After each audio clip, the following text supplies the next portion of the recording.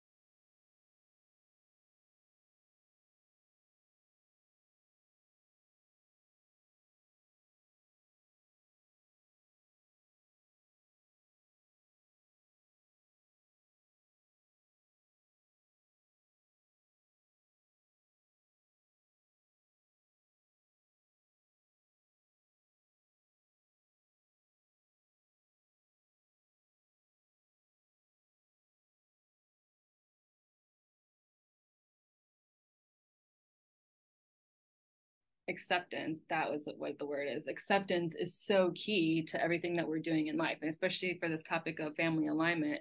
To be on the same page with every individual in the family unit, I think in order to find that acceptance, the first step is to really be clear on our values. And so, each family is going to be different and unique for each family unit and even for each individual in that unit.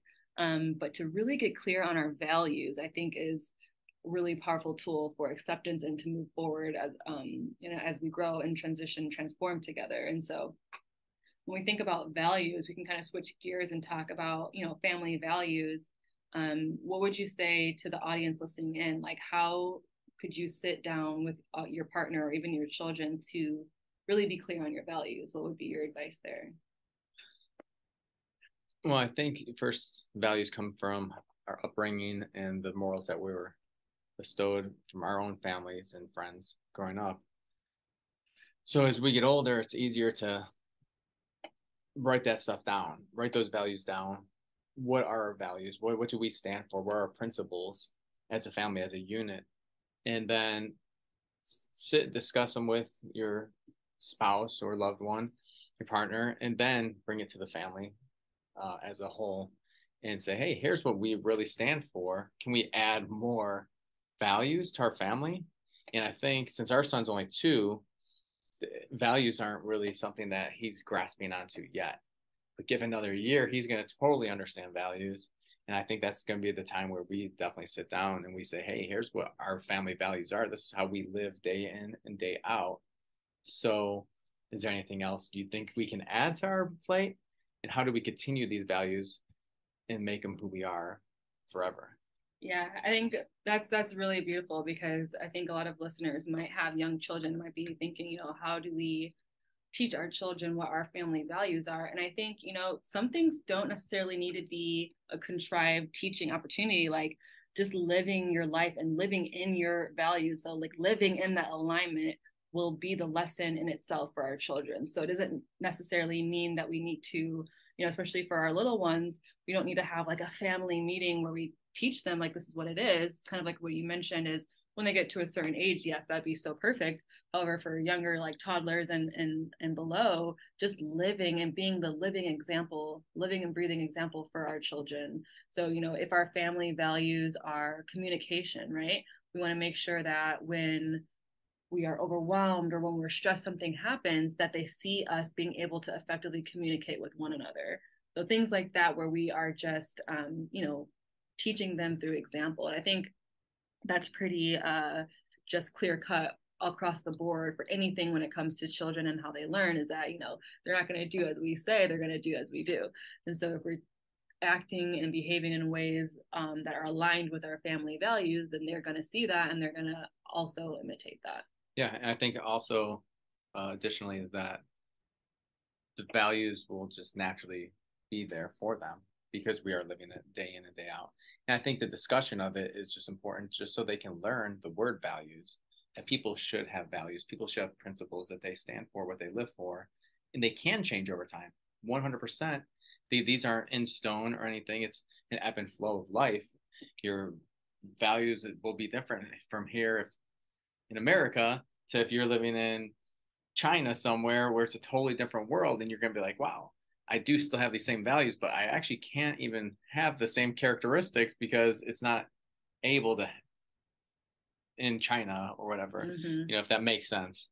So, yeah, it's kind of like giving, I think we had this theme a few months ago. For me, it was like, giving ourselves the permission to change our minds. Like actually both of us together, like, we uprooted our family and we moved to Costa Rica soon after Jack retired. And we got there and we thought we were going to be there indefinitely long term, at least a year. And within the first week, we realized that it was not the case. And so, kind of just getting out of that conditioning of thinking, oh, you said you're going to do something, you have to do it. It's like, actually, we can change our minds and we can allow ourselves to do that by showing ourselves grace and compassion, in the journey. And so if you have, like Jack was saying, if you have values that, you had your values and you maybe made a list in 2020, well, now 2 years later, or even 5 years from now, it's like those things can change, and give yourself permission to change those things. Absolutely. And that's more I was leaning towards Costa Rica. I just didn't know if we were going to talk about it. Yeah. But yeah, Costa Rica, you could just see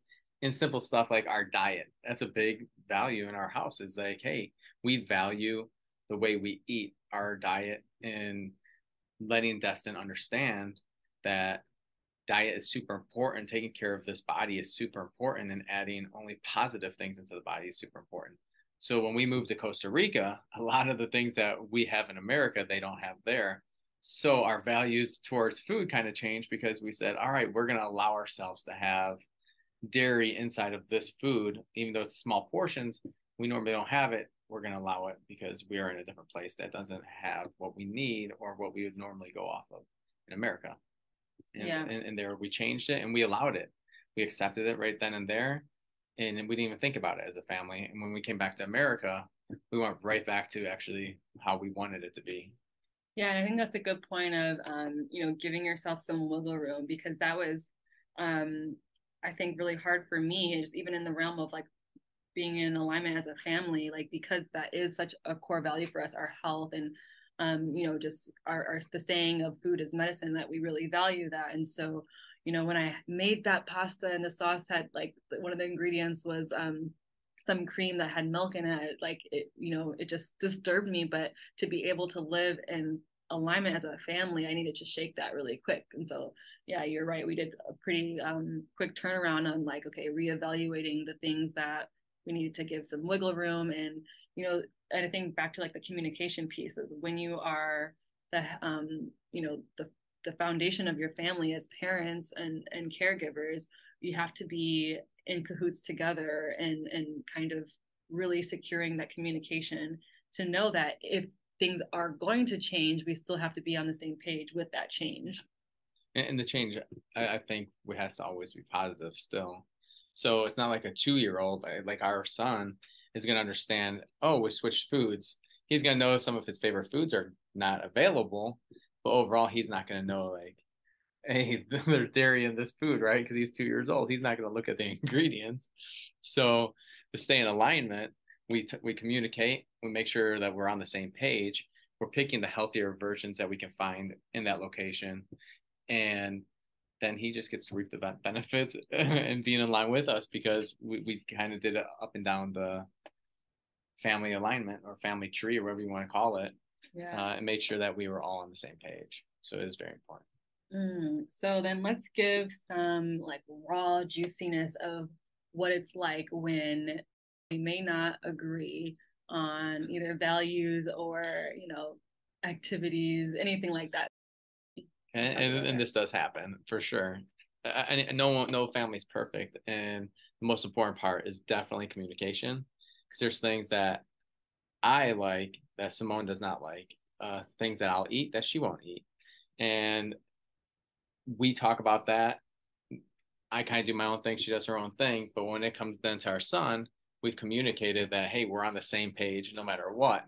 So when we get to our son, he doesn't even see any of that. He doesn't know that mom and dad actually don't agree on a certain topic or anything like that. He just knows that, hey, we're all in agreement that we're having a great meal, or we're doing this activity or that.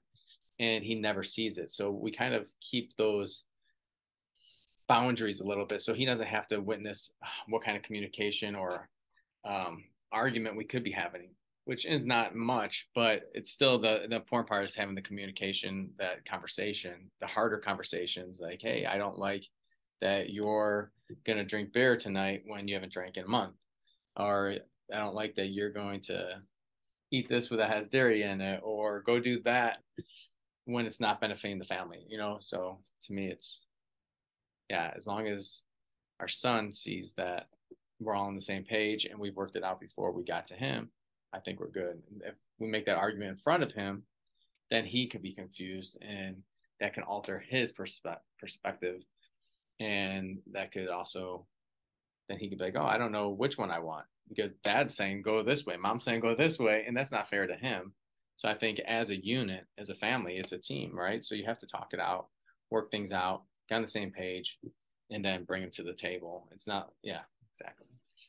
Yeah, and I think you brought up a good point of like having certain discussions away from our children, or like not within hearing distance with our children, because especially with our younger kids who might not understand, as they get older, teenagers, they're going to understand that our parents have their differences and that they don't have to always agree.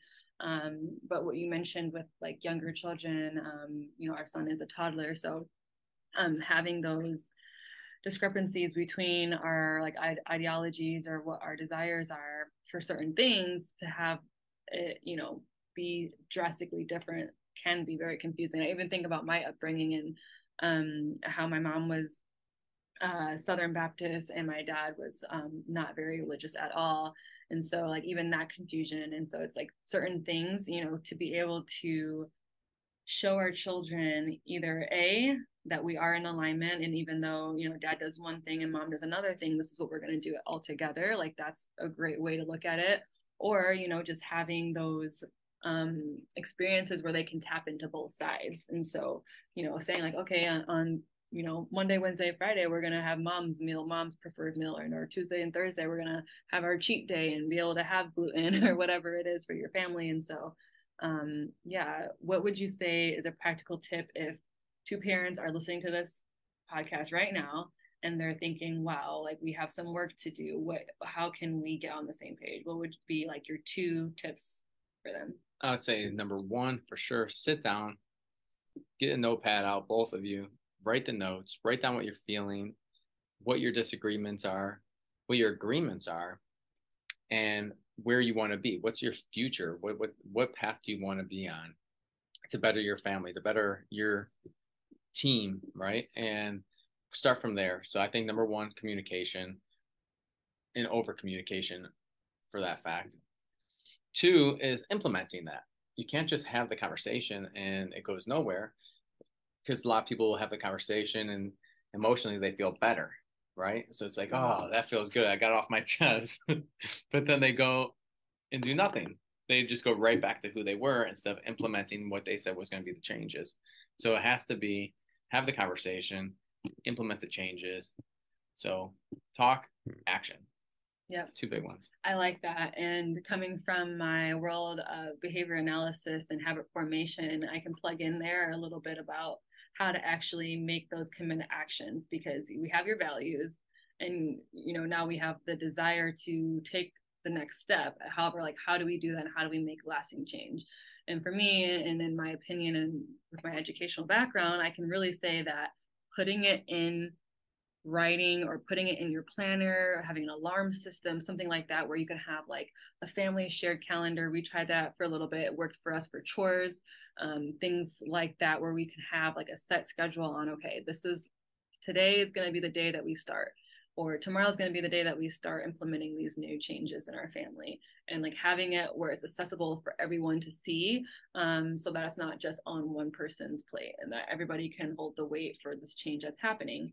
And then making sure that with that one sit down, maybe you need to schedule in like a weekly sit down, to see how you guys are doing, evaluate like what's been going on, and really get it going from there. But like number one tip to, I think, elongating that committed action, or we could say like long-term committed action, would be to put it in your calendar, put it an alarm, set an alarm, or whether it's, as a family unit, maybe a new change is going to be like no screen time after a certain time. So you put an alarm in, that alarm goes off, and you give, the warning to the kids that, okay, screens are going off, and you just, together work on it in that way. And I think it's also okay to, as you said, let everyone see it. So write it down, have it on the refrigerator. We do that often, on the mirrors, somewhere where we can all see it. And our son right now can't read, of course, but as he's older, we'll still have these same habits. So we will still be putting positive quotes or whatever changes we want in the family right in front of our face, so we don't forget. It's kind of like a extra net of accountability. We have each other, but let's be honest, when we get busy and the day's going on, it's sometimes hard to hold each other accountable. So if that thing's in your face on the refrigerator and you go back and you're like, oh man, I totally forgot to do this. And now you could rewind and be like, all right, next time I can definitely remember. And those little times that you miss and you remember, it actually helps you the next time not forget and actually create that habit positively. Yeah, I like that. And, I like the idea of creating that habit, even if your children might not be able to read it or something, or even maybe comprehend it, but to be able to cultivate these habits early on, especially either like before you even have children or right as they're young, so that it's easier when they become, more active and rowdy. You're like, okay, you already have those foundational things for your family in place at an early age for your children, so that when they're 6, 7, 8 years old, they already are rooted in those values. Yeah, for sure. And I think Destin, he'll be able to see we're making changes in the family or we're going to do something new, and we have a post on the fridge, and he's already going to be like, Dad, go to the fridge and read, because that's how he is. And he'll understand that at 4 or 5 years old, maybe even less, at 3 years old. He'll understand that we go to the fridge to hold ourselves accountable. That's our second part of accountability. And that's going to become a habit that he has forever. That's going to be something that is him. Yeah. Without even thinking. He's just naturally going to have this order in his life and hold himself accountable without others needing to be there even. Yeah, I like that. And so kind of to wrap it up, I kind of wanted to talk about um, external factors that can influence our family alignment. And when I say external factors, I mean things that are other than just the people within the unit. And so when I think about external factors that influence family alignment, of course, with my passion and love of ecopsychology and nature, that's what comes up. Is so, how does our environment, or the planet that we're living on, affect our family alignment? And um, I know we can tap into like the lunar cycles a little bit. We can even tap into the seasonal changes, and like, how do you see our family, like us, the Nofels, how does our family alignment change as the seasons change, whether it's, from summer to fall to winter, all those things, how does our family alignment change? Well, we just had daylight savings, so we see a change right now. Destin wakes up an hour earlier. He says, I'm waking at the same time. I don't care what the outside world's doing. My internal clock is this. So we adjust accordingly. We have no choice. He woke up an hour earlier, so we were up even earlier and we start the day. So for us, it's not sleeping in and then waking up slowly. It's more of a when he wakes up early, it's more, all right, he's up early. It's time to go and take him with our workout. So we don't stop our habits of working out or our habits that are positive that start our mornings and our entire day for a win. We take him with us. And so when the season change, now he gets to go on those little workouts with us, well, with mom, with Simone. And yeah, so that's one big change right there. Just overnight that kind of happens, right? And so you have that. But then if you talk about seasons, it's if it's snowing or cold, everything has to slow down. You can't be in the same pace. You can't wait 5 minutes to leave because you're wearing summer clothes. Now you're bundling up and you have to think about all the extra stuff that you have to bring. So I think in the winter it's nice that our life slows down. And it's kind of like, all right, let's prepare for this before we actually do it. And in the summer, it's more of like, hey, let's go. We can wing it. We can wing it. He can be naked all week here because he's a toddler. So yeah, I mean that's two big ones right there. Yeah, I think it's important, like, especially as we're coming up here in the winter season, people are going to be listening to this and are in the busy season of, holiday shopping, holiday season, whether or not you celebrate. It's like you could still feel the energetics across the planet. Is like a lot of cultures across the globe celebrate big events at the end of the year. And so, like I said, whether or not you're actually involved or participating in these traditions, you're still going to feel it on an energetic level. And so, kind of like what Jack was mentioning, is just like, this is the time of year, especially in the northern hemisphere, where you could really slow down. And slow down can mean, but maybe lengthening the time that you have your mindfulness practice, whether it's just you guys going on, a walk in the morning, and maybe instead of going right out there first thing in the morning, you're taking time to have some tea together, to talk about it, talk about your day, and just really slowing down and taking more moments of stillness. And yeah, just like really digging deep into how do we slow down and why do we have resistance to slow down. Let's talk about that. Have you ever felt resistance to slowing down?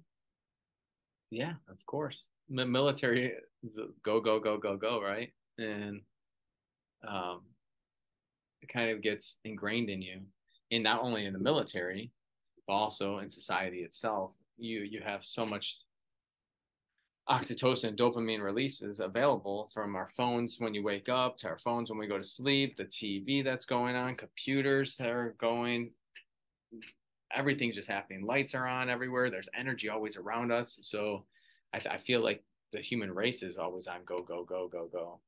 And I think that's also a big reason why our family takes a break always to go into nature, reconnect with ourselves, recenter our family, recenter ourselves, and really have that connection of nature and us. And when you get in nature, you realize, wow, everything's going slow. They're not worried. Nature's not worried about what's going on Instagram, Twitter, whatever social platform you're using. It's just there. It is. And I think the new wave coming in with some people is that we are finding that path back to nature, finding our roots and slowing down when it is important to, because it's okay to go, go, go, but definitely it's more important to take that time intentionally to slow down. Well, whether it be in a chapel where you either go to church or nature, which is also your church, either way, it's very important. Yeah. Yeah, it just reminded me of this quote that I heard. I'm probably gonna mess up a little bit, but something like, you should spend 30 minutes in nature every day. Unless you're busy, then you should spend an hour. It's Yeah, like, that's like it's so true. It's just like, kind of like you said, it's great. It's okay to be productive, and it's okay to have all these actions and do all these things, but it's also more important to slow down. Yeah, there's a similar quote for meditation. It's like, if you meditate 5 minutes a day and you're having a really busy day, then you should meditate 30 minutes a day. Yeah. Similar thing. Yeah. Yeah. And it's great because, a lot of studies in the last 5 to 10 years that have been coming out about meditation, about mindfulness, and how it actually affects our bodies on a physiological level.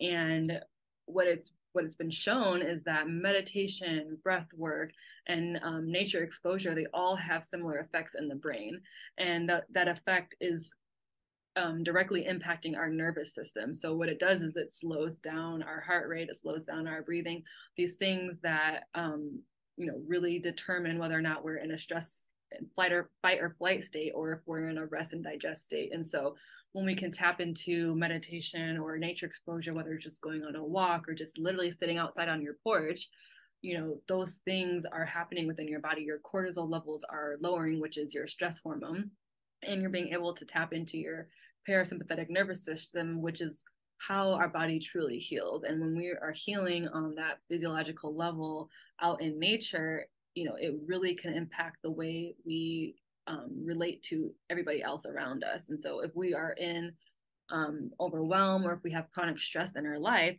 the easier it'll be to be irritable, less patient, and these things all affect our family. And but yeah, just getting out into nature, whether it's just for 10 minutes or for an hour, I think it's really impactful. So that's a huge part for us as our family unit, to get out in nature, like Jack was saying, every day, whether it's separately at our in our own times or together. And what we talk about sometimes is like, all right, we just ate a meal. Let's not just sit at the TV. Let's go for a walk. And that's something we've been implementing, I think, more and more, especially when we got to Costa Rica. We had no car, so it was really no excuse. Let's go out there and go to the playground, go somewhere, but we're always walking. So we naturally were just in nature because we were walking. And you can be in your neighborhood by houses, but there's trees around, there's flower bushes, there's grass. So there's nature everywhere. Because a lot of people ask, oh, I don't live by a trail. I don't live by anywhere where nature really is. No, nature's everywhere. So that's the fun part of it. You can have plants in your house, right? There's nature. Find a spot in your house and put extra plants and just sit there. The plants are going to do the work. Yep, I love that. And that's like another topic we can dive into another time, is like nature exposure and how to do that practically with our busy schedules. So wow, this has been an amazing discussion, and thank you again for your time, honey. And I'm excited to see the impact that this has, and just continue to share our story and share the things that we're passionate about. All right. Thank you for having me. All right. Look forward to coming back. CTRmedianetwork.com sponsors Melanated Homeschooling Show and Podcast. CTR Media Network is a marketing and podcasting network that reaches 350 million global listeners in over 40 countries.